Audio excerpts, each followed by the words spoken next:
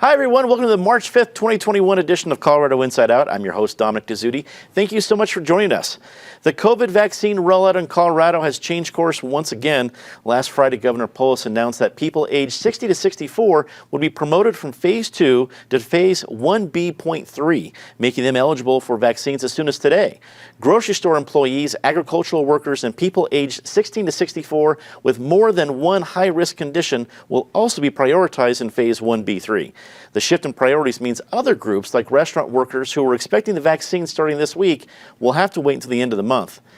Patty Calhoun from Westward, this feels like that line in front of a nightclub that you know your place in it, but there's going to be people who simply get in ahead of you, even if you didn't think that was going to happen. What do you think about the renewed structure and sometimes the confusing 1B3, 2 versus whatever phase we're in? How is it going? Well, first, I'm just glad that 1 year exactly after the first COVID case was found in Colorado, we actually have vaccines here because no one expected it to be that fast. And in fact, part of the speed is one of the reasons things have gotten confusing. All of a sudden, we have J&J now coming into this state. So you understand how Polis has shifted things. You know, the initial list, he definitely went with older people. What was it? 65 and over, 70 and over to start, because that was where the COVID cases were so extreme. People who got it had the worst chances. Then educators. So you can see the shifting that's been done. This shift makes sense. He's moved it down a little bit in age, so 60-year-olds now can get appointments if they can, and that's still the challenge. But moving back restaurant workers was too bad, because I know the restaurant workers were really looking forward to being able to continue to serve the public. But as the vaccines keep coming, it'll move a lot faster. No one thought we would be at this point a year ago. 6 months ago, we didn't think we'd be at this point. It is bad when you see how people are abusing the system. Just as I came here, I heard about, their community vaccination sites set up to reach deprived communities, ethnic communities that might not otherwise get it. In Colorado Springs, churches that are supposed to be set aside for community vaccinations are suddenly have an influx of well-to-do white people signing up. So take your turn. It's all coming. David Kopel from the Independence Institute and DU Law School. I think in Colorado it's natural for us to try to rank how we're doing. Unfortunately, in the United States we have a lot of comparisons, 49 of them to be exact. How do you think Colorado is doing with these different changes and compared to some of our other fellow states? Well, we're about in the middle on percentage of the population that's been vaccinated, and we're about 21st on percent of doses delivered, so, middle of the road. Patty's point about people suddenly getting religion when they can get a vaccine, back in the 1600s in the French colony in Quebec said to the Indians, well, we'll give you a gun if you become Catholic. And it did bring in a lot of converts to the faith. So don't denigrate whatever it takes people to get into church. We're now coming up on the first anniversary of the 15 days to stop the spread, which was back at the time supposedly to avoid hospitals being overwhelmed, and was successful to some degree on that. Now turning into the Great Reset of, we'll just have unlimited executive power, the jackboots stamping on the face of humanity forever as they try to change global warming and everything else into a pretext for this. But the good thing is Colorado is 9th lowest in fatalities per capita. You could say it's been good government, but you would also say at least one factor has been that Colorado has the lowest percentage of obese people compared to any other state, and obesity and its associated comorbidities like diabetes and high blood pressure are highly associated with fatalities. Natasha Garner, freelance journalist, joins us remotely. Natasha, it's great to have you in the program. We see here that folks with one high-risk condition, even if they're over the age of 16, which is pretty young for the vaccine, they can get in line. But you have to have more than one. If you just have one, you're still waiting. How is Colorado doing when it comes to protecting its high-risk folks? Well, it changes on a pretty regular basis, it turns out. And when this whole pandemic started, I think like many people, I was checking news sites on a daily basis, looking at case counts and hospitalizations and just trying to track the numbers. And now I find myself doing something a little bit different. I'm going to the vaccine site and checking who's in which phase and when, because it has shuffled around a bit. So anyone who is questioning where they fit on this long line outside the nightclub or outside the vaccine vaccine clinics in this instance should really spend some time checking this out on a daily basis, because it might change, and it might change in a way that benefits them. So they really should stay on top of that. In addition to that, I got to give kudos to Coloradans and people across the country who have been helping people get vaccines, to sign up, to get into that line, but also to develop the websites that are helping navigate the various, from all the different pharmacies, and find slots that are open for different Coloradans. That's wonderful. I think another thing that I'm thinking about as we're starting to see more and more of our community members get vaccinated is to sort of plan for the future, which is something I really haven't done since last March, and I'm looking forward to doing more of. But I think it's on a personal level, maybe thinking about travel or things you do outside of your house, things you're going to do with family and friends. But I think we can apply that to the city level, the municipality level, to our state. What things happened during the pandemic that we didn't like? Which things do we need to prepare for better? Which things might we want to change? And which things do we not want to go back to the way they are? So I think in these in-between weeks, as we're waiting for more of our community to be safe and healthy, this is a good time for some retrospection. Greg Moore, editor-in-chief at Deke Digital, also joins us remotely. Greg, it's great to have you back on the show. We have got a lot of different sites all over the state, and I don't know if it's exacerbating or helping some of the urban-rural divide. I've heard people here in Denver, hey, it's a Safeway in Brighton, or somewhere out in Lyman, it's a church in Colorado. It's all over the place. Is that exacerbating the problems that we have between different folks in different communities? Yeah, in some ways it is, but I think we need to resist the idea that certain groups are more valuable than other groups. I don't think we really want to promote that kind of separatism and division. We're almost near the end of the tunnel on this, and I just think we have to be patient. Things are uneven, of course, but this is new territory for us. And I really think we need to focus on what the governor has been saying, that we're going to have a new influx of vaccine. The J&J vaccine is really going to make it a lot easier to get help to our rural communities. But, he's saying in 2 to 3 months, we're going to be back to a reasonable sense of normal. And I would just say, hang on. Let's make sure that we focus on learning the lessons of the last year, so that when the next pandemic comes, we have a better sense of how to handle a rollout, how we handle the queue for treatment, how we get to underserved and minority and rural communities that have probably suffered under this distribution network. But this is all learning. This is all a learning experience for us. And the one thing we know more than anything else, this is not the last time that we're going to encounter a pandemic of this type. An important decision in a lawsuit involving the Boulder Daily Camera and the University of Colorado was announced this week. The case began as an effort to obtain the records of CU's presidential candidates in 2019, and a district court ruled that failure to disclose the candidates was a violation of the Colorado Open Records Act. CU appealed the decision, and in a 2-1 ruling, the Court of Appeals determined the school was not required to release the records and that the original ruling was outside the district court's role. David, you're our esteemed attorney at the table. Is this over legally? No, it can certainly be appealed to the Colorado Supreme Court, and probably will, and they'll have the same challenge the Court of Appeals did.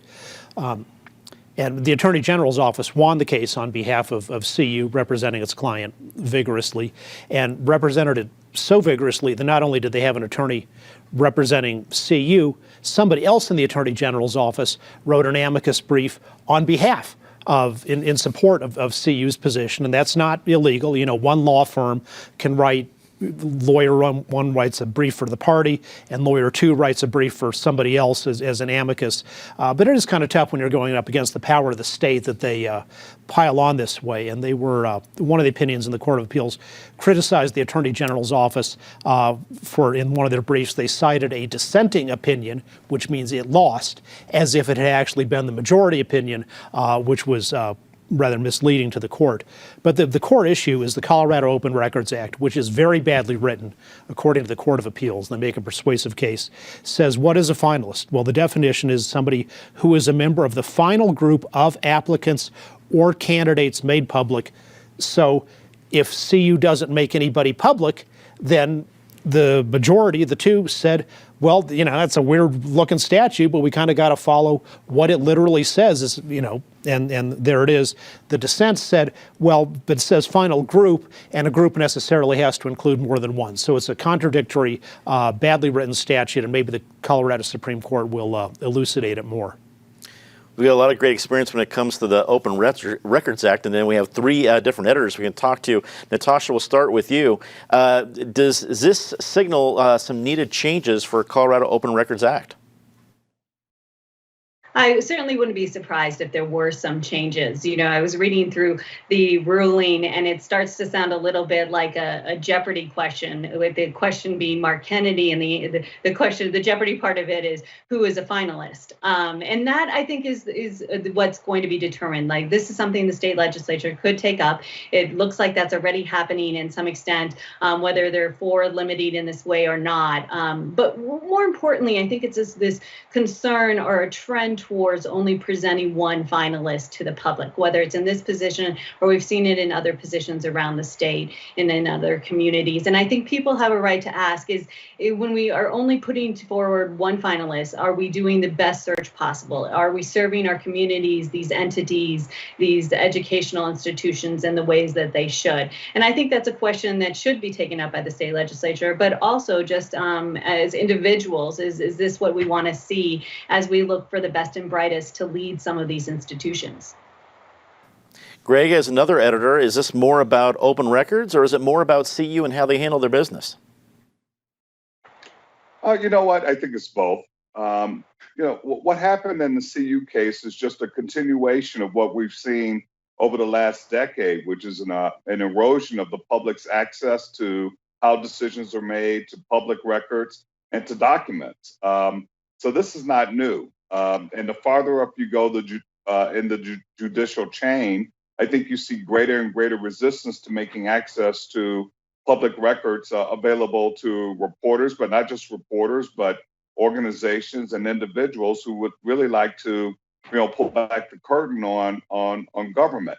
The truth of the matter is that all of those finalists who have been considered for the CU job should have been made available to the public. I'm not sure I understand why there's such a lack of transparency, but what I can say is when you look at what's happening on the federal level in particular, the newest justice to the U.S. Supreme Court just wrote a majority opinion, a 7-2 opinion, further restricting the availability of records under the federal open records law. So this is just part of a continuing trend that hopefully the general public and legislatures, state legislatures, will push back on, because I think if we really care about good government, access to how our decisions are made, access to documents and records, I think is critical. Patty, Westward's been involved in more than a few Open Records Act issues. What do you think about this one and the potential fallout? Well, I understand that people who are going for new jobs would rather not have their current employers know about it. That's certainly the case with this CU thing. Right now we have the four largest school districts in Colorado are all looking for a new superintendent. And the problem becomes, sure, the finalists don't want their districts to know they're looking.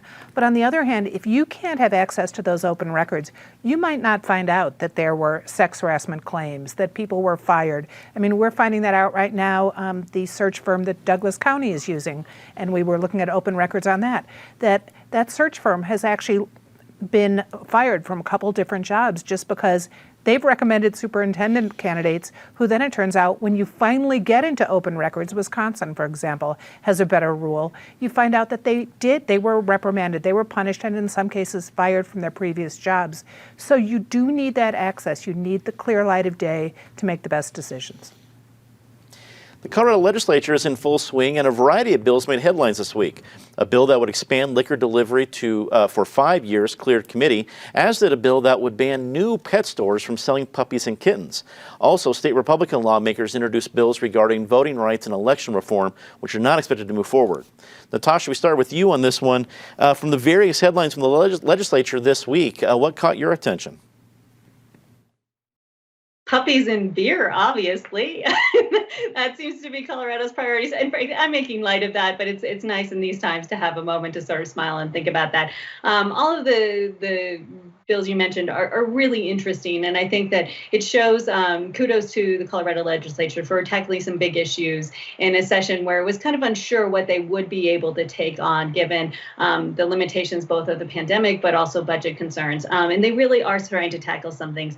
In addition to that, just want to call out two things for viewers to watch in coming weeks. Ranked choice voting is something you're going to become very, very familiar with. Keep an eye on that. And in addition to that, the Senate Bill 21062, which deals with more criminal justice reform, specifically relating to cash bail. This one just passed through committee, and it's going to be a pretty robust debate as I think it continues on its journey, but will be an interesting one to watch. So there's going to be plenty to keep track of, plenty to distract us from any COVID news that we need right now, including bills about puppies and beer.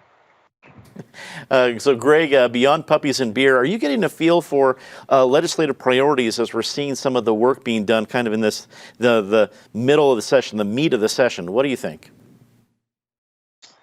I have to say I haven't been watching, in great detail exactly what's been happening in the session, but I do think, taking up some aspects of the best of what we've learned from the pandemic. I think we're going to see that continue to be a focus of the legislature, whether we're talking about, access to the ballot or, changes in, restaurant regulations and particularly liquor. Look, I think there's some things that we, made adjustments to that are going to be with us post-pandemic, and certainly the ability to get a cup of wine or your favorite mixed drink when you order takeout from your favorite restaurant. I think that's something that's here to stay. And I think there are going to be other, modifications that have been made over the course of this pandemic that are going to be a part of our lives going forward. And we're going to be seeing some of that as we get into the second half of this legislative session. Pat, it almost feels that liquor delivery, that this was one of the positive things to come out of a year in COVID, and seems like a change to here to stay. What do you think? Well, we're looking at liquor delivery, both and to go from restaurants.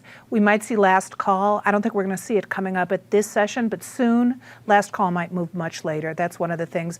Also COVID related, the tenants' rights, that we're going to see a lot of controversial issues being batted around on what kind of eviction rules they have to be, what kind of rights tenants have. We're also seeing environmental issues come up, Suncor, for example, and the voting, our big controversy of last November. At least the most major voting bill that had come up has already been thrown out, which was to limit mail-in ballots, which have been so successful in Colorado and certainly were in November 2020. David, from what we've seen so far in the legislature, what might make the biggest impact in Colorado? Oh, huge lot, all kinds of extremely destructive stuff coming up. So let's focus on the positive, which was the liquor reform bill. And as a lot of witnesses testified, the ability to sell by takeout and delivery really did save lots of restaurants and bars and thereby saved a lot of jobs. And there were some liquor store owners who testified against it and said you're blurring the line between a liquor store and a restaurant. But I think it's not fair to try to help one type of business like liquor stores by harming its competitors. If you want beer or a cocktail, beer on tap or some kind of custom cocktail, you take out from a restaurant or a bar. If you want a six-pack or a bottle of tequila, you go to the liquor store. And if you want all of those at once, then you need to volunteer for the Independence Institute and come to our staff meetings. Somehow I saw that one coming. Well played, David. Governor Polis ruffled more than a few feathers this week with a proclamation that March 20th will be MeatOut Day in Colorado. And the proclamation extolled the benefits of a plant-based diet, but also included references to possible health problems associated with eating meat. Weld County officials responded by announcing a Meat-In Day, extolling the benefits of a meat-based diet. Greg, we start with you on this one. It's lighter and fair, but it does point out the rural divide in Colorado. Did Polis make an unforced error here? Hey, what it shows is the danger in doing proclamations. I mean, you're bound to sort of make somebody unhappy. look, agriculture is a big deal in Weld County, and agriculture, beef and poultry products, they account for somewhere in the neighborhood of $1.7 billion for that county. So that's not a joking matter when you sort of take a stance against meat. What I thought was nice is that one of the things we're starting to see is Polis has a sense of humor. And I love the fact that he said, hey, look, during the pandemic, I've been out grilling. I've learned a lot of different sort of techniques for, cooking my beef. And, I cook a mean steak. And the idea that the Weld County folks are talked about having a meat in day, I think that helped put some focus on the importance of agriculture. Look, I've been watching Yellowstone for like the past 3 seasons, and one of the things I've come away with from there is that they make the point all the time that America doesn't understand where their food comes from, and they don't appreciate it. And this is sort of part of the continuum. I'm not so much thinking of it as a urban rural debate, but I do think it's a teachable moment about where our food comes from, how important farming and ranching is in this country. And so, rather than looking at it as a conflict, I kind of look at this as a educational moment. So I don't think it was a misstep. I think some people are taking it too seriously, but we should think a little bit harder about, who feeds us in this country, how our food is produced, how much it means to our rural economies. And when you really get behind the snit here, you realize a $2 billion part of our economy is ranching and agricultural farming. So I think overall it's been a good thing. Patty, a proclamation technically means as much as the paper it's printed on, not much, but it's a significant issue in Colorado. Your thoughts? Well, first of all, I'm glad to know someone is watching Yellowstone for the educational value as opposed to looking at RIP like I've been. I would like to see Governor Polis bring us a nice brisket, which he was bragging about, put it on this table a week from Friday, the day before the MeatOut Day, so that we can all enjoy it. I want to know if when Weld County is having meat in day, will they be in Wyoming, where they're talking about going anyway, or will they still be in Colorado? David, a proclamation that means nothing or an example of the urban-rural divide? A proclamation means a lot in terms of what people say about it. February is Black History Month, and that's just a proclamation, but everybody thinks about it all the time. My grandfather was a corn and soybean farmer, so we were happy to make money from vegetarians. And he and his brothers also won the World's Championship at the Philadelphia World's Fair Sesquicentennial in 1926 for the best spotted Poland China boar and sow, so we're pro-meat as well. And I think it was unfortunate that the governor chose to frame it in such a negative way of being anti-meat rather than pro-corn and soybean.